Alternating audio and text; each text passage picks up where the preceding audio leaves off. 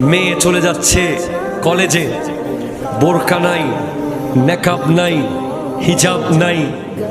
চাচা বলছে, ভাই তোমার মেয়েকে একটু পর্দা করতে বলো না। ভাই বলছে, এখন ইউনিভার্সিটিতে পড়ে, সে কি আর আগের মতো আছে? কথা বলে না, ঠিক কিনা?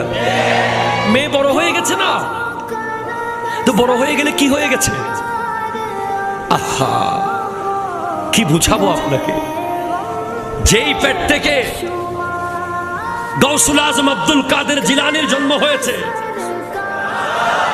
ওই নারী যেই ঘরে বড় হচ্ছিলেন 12 বছর ধরে ওই ঘরে কাজ করেছেন গৌসে পাকের বাবা আবু সালে মুসা জঙ্গি দোস্ত।